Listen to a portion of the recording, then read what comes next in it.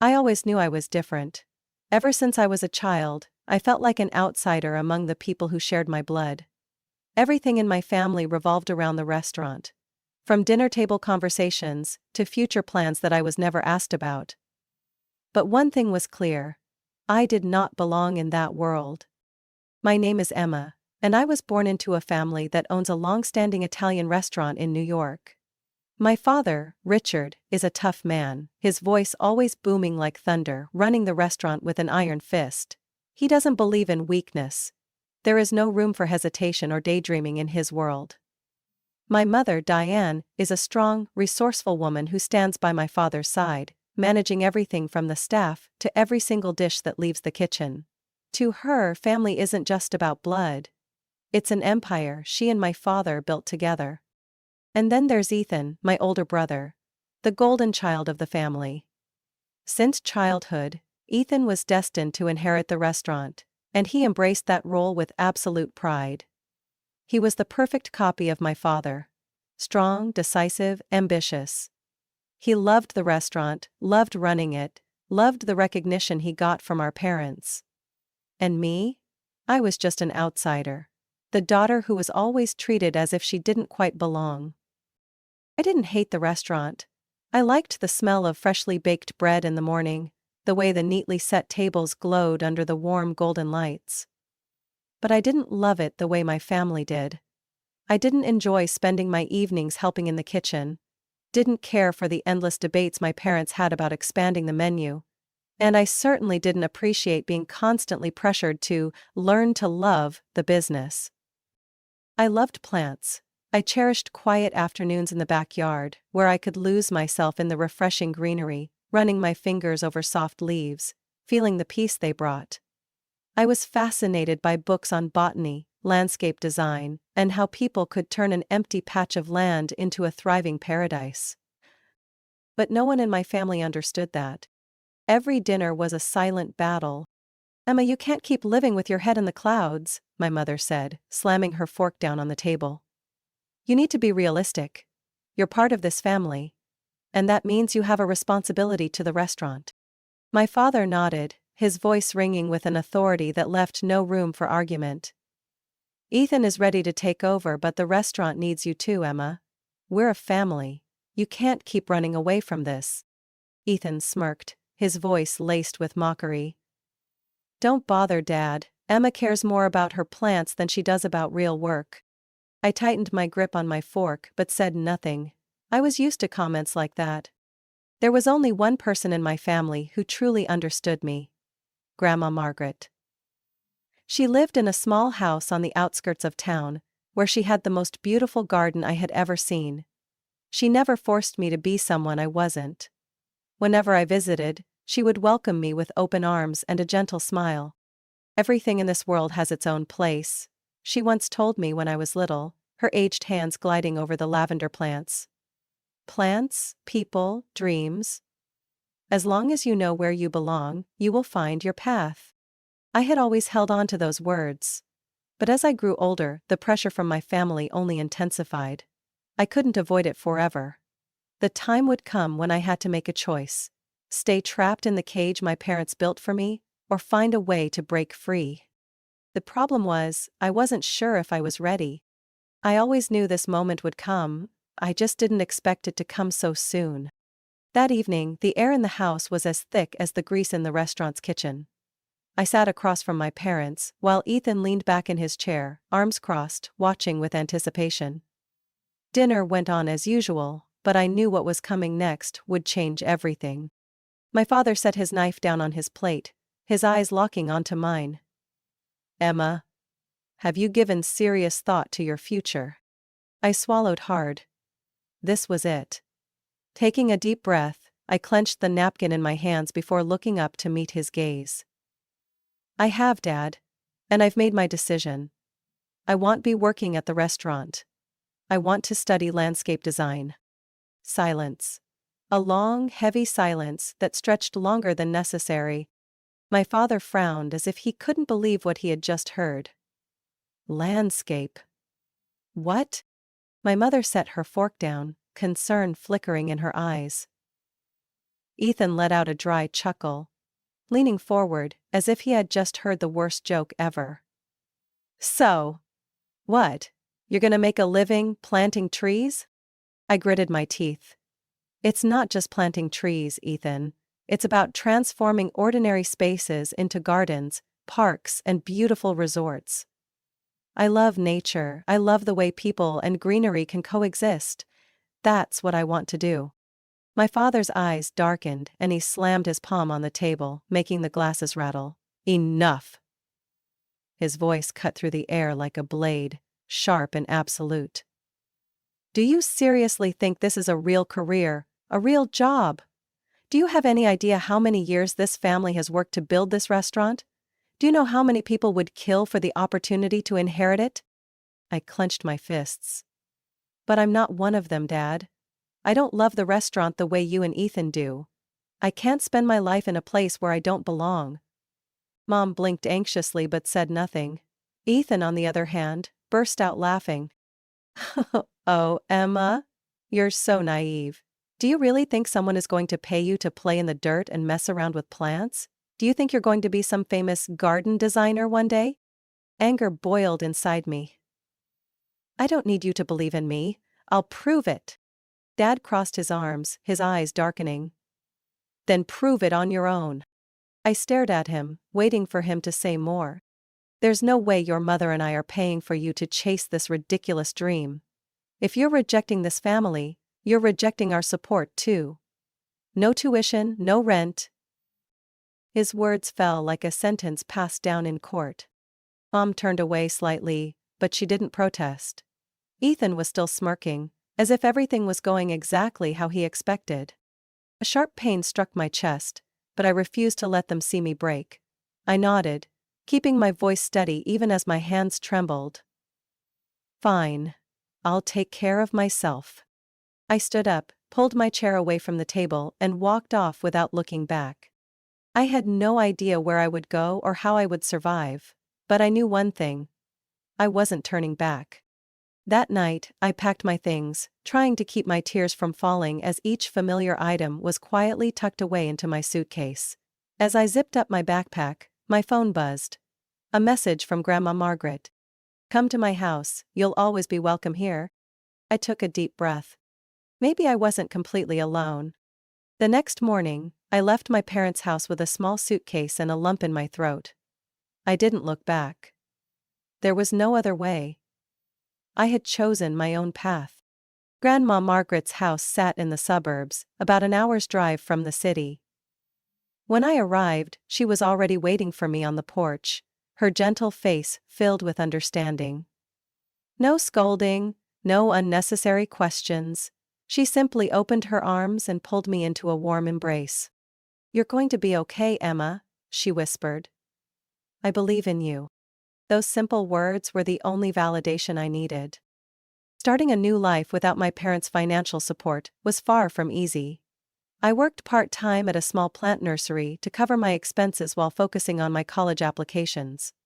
I wanted to study landscape design, but even after making my decision, fear still lingered. Was I good enough? Was I making a mistake? Then, the acceptance letter arrived. I did it.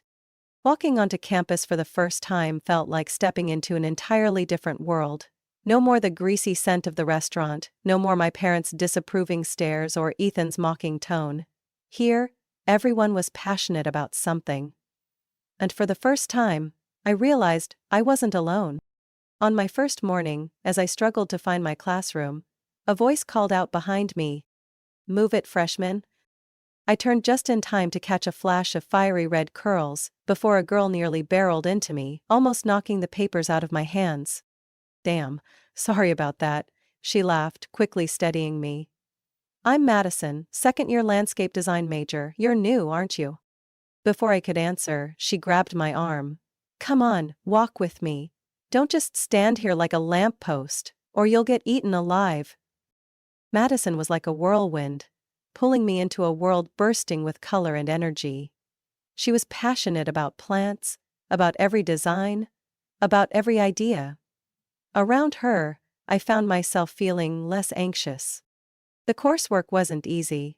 It required hours of study, from researching soil composition to sketching blueprints, from understanding ecosystems to applying artistic principles to green spaces. Every night, I buried myself in books, staying up late to complete assignments. But unlike the days when I was forced to work at the restaurant, now, every moment of learning felt meaningful. And then, I met Professor Bennett, the man who changed my life. Professor Bennett was in his 50s, with salt and pepper hair and piercing eyes. He wasn't one to give compliments lightly, but one day, after I presented my garden design project, he paused, studying it intently before nodding. "There's something here," he said, his voice calm yet certain. "The way you use space, the way you blend colors. This isn't just a drawing. It has emotion." I was stunned. No one had ever spoken about my work like that before. "You have talent, Emma. Don't waste it. Work even harder." Those words ignited a new fire in my veins. I started doing more, studying more, experimenting more. Madison and I became a perfect team for group projects. Gradually, other professors began to notice me too. For the first time in my life, I felt like I was truly walking my own path. I was no longer Ethan's shadow, no longer the dreamy child in my parents' eyes. I was Emma Walker, and I was becoming a landscape designer. I don't remember when my phone slipped from my hands. Aunt Laura's message, my mother's younger sister, still glowed on the screen. "Emma, Grandma Margaret has passed away. Come home immediately." My world shattered in that instant. I bolted out of my dorm, barely registering Madison's voice calling after me. My mind was blank, my heartbeat frantic as I hailed a cab home. Grandma Margaret was the only person in my family who had ever stood by me. When my parents turned their backs, she was the one who welcomed me with open arms. When I doubted my path, she was the first to tell me I could do it. And now, she was gone. Suddenly, cruelly. When I arrived at her house, Aunt Laura was already there, along with some other relatives. The house I once called my sanctuary now felt eerily quiet. I stepped into the backyard, where Grandma and I had spent countless afternoons, tending to every flower bed, every branch. But today, no one was there. Only the wind rustled through the lavender rows, carrying an emptiness that ached deep inside me. The funeral passed in silence. I stood by her grave, my hands cold, my heart heavy. There were no words to express this pain. But then, as if fate refused to leave me alone, something else happened. Something inevitable. Grandma Margaret's will was read. And I couldn't believe what I was hearing. She had left this house to me. I looked up, almost expecting someone to say this was a mistake. But the lawyer simply confirmed it in a calm, steady voice. Margaret wanted Emma to have this house, along with the entire garden. That was her final wish. The room tensed immediately. My mother, Diane, went pale. My father, Richard, clenched his fists. Ethan, as always, laughed. "This is unbelievable," my mother spoke first, her voice trembling with anger. "This house belongs to the family. There is no way Mom would leave it to her." The lawyer remained composed. "I understand this is difficult to accept. But this was Margaret's decision. All legal documents are in order." My father's voice hardened. "This house could be sold for a great price. That money could help us open another restaurant branch." He turned to me, his gaze sharp as a blade. "Emma, you can't keep it. It means nothing to you." My heart pounded. He was wrong. This house meant more to me than anything in the world. Ethan leaned back in his chair, arms crossed. "Be honest, Emma. What are you going to do with it? Plant more trees?" He scoffed. "What a waste." I took a deep breath, forcing myself to stay calm. "I'm keeping it." My mother turned to me, eyes blazing. "You can't be serious." I met her gaze. "I'm completely serious. This was Grandma's home, and I'm keeping it, just as she wanted." Silence blanketed the room. My father abruptly stood, shoving his chair back. "If that's your decision, don't expect any help from us." I clenched my fists under the table. I was used to that threat. I never expected it. Ethan smirked, but this time, I didn't care. They could be angry, they could look down on me, but I knew I was doing the right thing. I would turn this house into something special. Not for them, but for Grandma Margaret. For the dream I was chasing. I had lost the most important person in my life. But I wouldn't lose myself. A wedding invitation sat neatly on the table, gold embossed under the warm light. Ethan Walker and Olivia Carter cordially invite you to celebrate our special day. I stared at the words, feeling a mix of unfamiliarity and bitterness. Ethan was getting married. A part of me wasn't surprised. He had always been the one who had everything handed to him. From our parents' favoritism to his success in the business world. I hadn't seen my family since Grandma Margaret's will was read, and now? They were sending me this invitation? I almost threw it away. But then I stopped. Why should I be the one to hide? I had built my own career. The city park I designed had been featured in multiple magazines, and my community garden project had become a local landmark. I was no longer the girl my family once mocked. If I was going, it wouldn't be to blend into the background. It would be to prove to myself that I had stepped out of their shadow. So I decided to attend. The wedding was held in one of the most luxurious venues in New York, extravagant and opulent. Just like the life Ethan had always chased. I walked in, my pale blue dress hugging my figure, my hair neatly pinned up, exuding a confidence I had never carried before.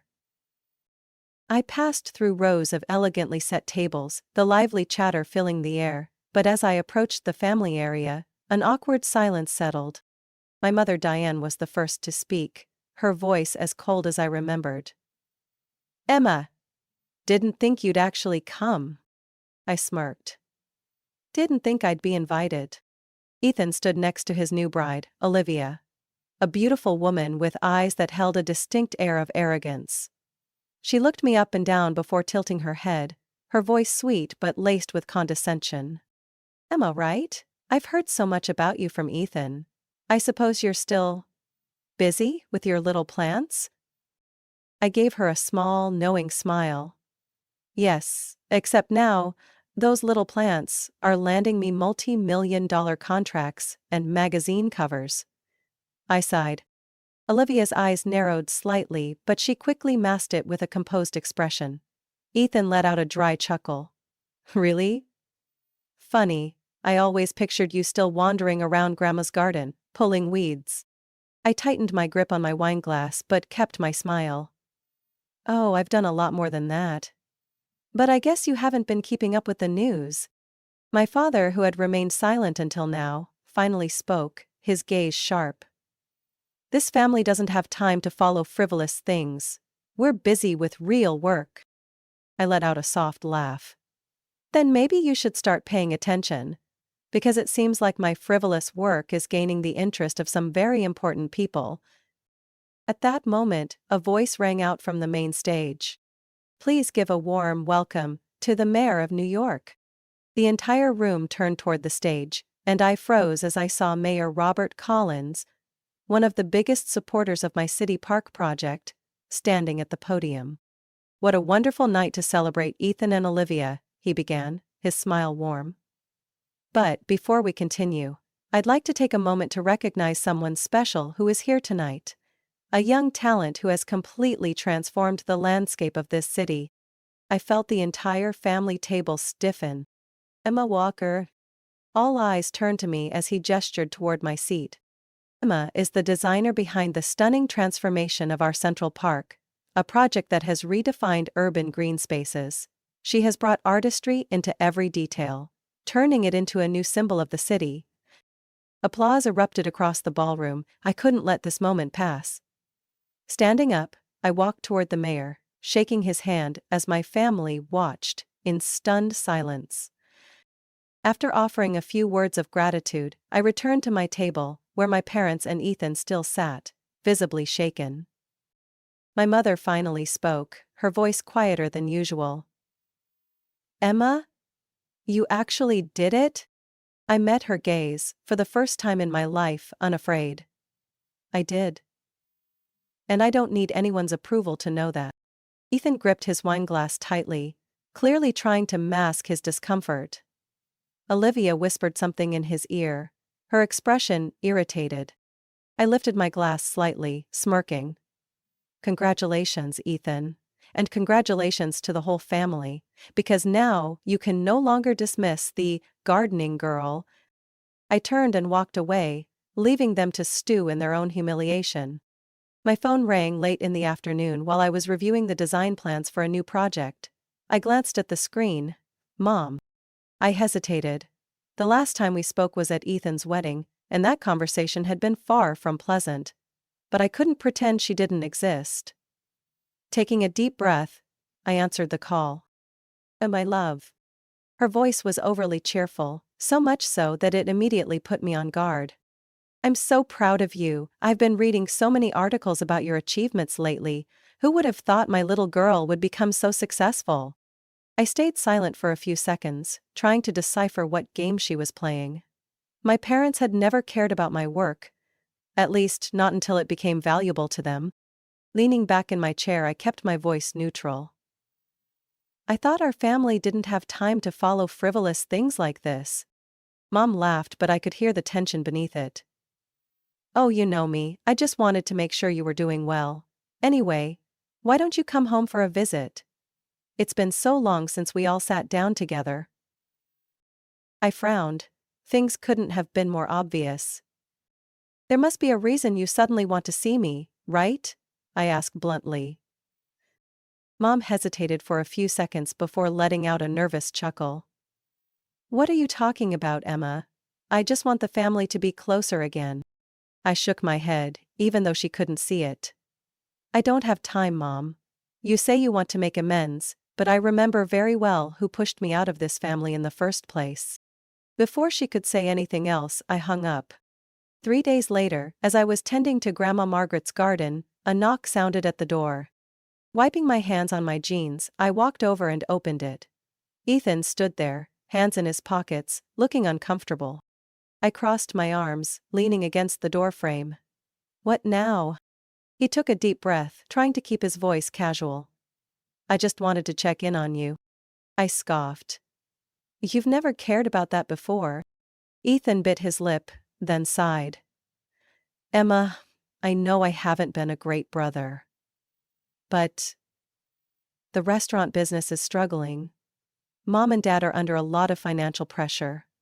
I know you're successful, and I waited for him to finish. Can you help us out a little? A cold fury spread through me. So this was why they had reached out. Not because they cared, but because they thought I could be useful to them now. I folded my arms tighter, locking eyes with him. Do you remember, Ethan? When I needed just a little bit of support from the family, what did everyone do? Dad cut me off financially, Mom mocked my career path, and you... I let out a short laugh. You ridiculed me every chance you got.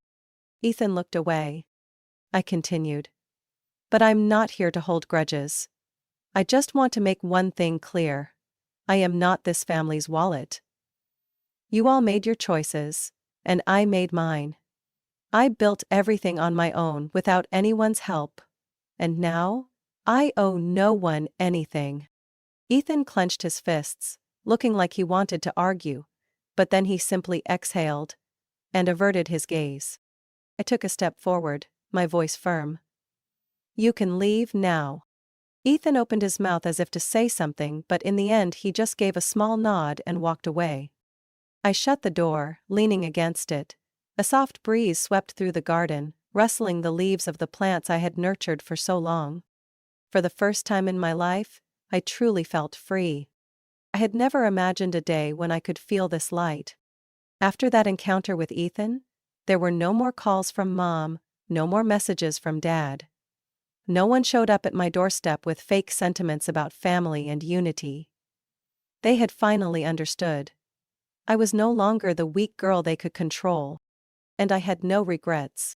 I devoted myself entirely to my work, the one thing that had never betrayed me. My new landscape design project was gaining attention in the architectural world, attracting bigger clients and more valuable contracts. But most importantly, I was doing what I loved every single day, free from judgment. Grandma Margaret's house had been completely transformed. I had turned the garden into something special. A place full of life, with the flowers she loved, the trees I had planted with my own hands, and carefully designed stone pathways. It was no longer just a garden, it was a part of me. It was where I belonged. One spring morning, I stepped outside, taking a deep breath of the crisp air, feeling the warm sunlight filtering through the trees. The sound of birds chirping echoed in the breeze, blending with the gentle rustling of leaves. I reached out and touched a sprig of lavender, memories of my childhood flooding back. Days spent sitting on the porch with Grandma, our hands covered in dirt, yet our hearts lighter than ever. As long as you know where you belong, you will find your path. Her words still echoed in my mind, but now, I was no longer searching for the answer. I already knew where I belonged. No more restaurants. No more tense family dinners. No more condescending looks or mocking remarks. There was only me. And the dream I had turned into reality. A soft breeze swept through, carrying the delicate scent of flowers. I closed my eyes, feeling every breath of nature around me. For the first time in my life, I was truly happy and free. Emma's story is not just about following a passion. It is a powerful reminder of the value of independence and perseverance. In reality, many people are bound by family expectations, pressured to walk a path that was never meant for them. But true success does not come from pleasing others. It comes from having the courage to choose your own way and relentlessly pursuing it. Sometimes, to find happiness, we must be willing to let go of toxic relationships and build the life we truly want.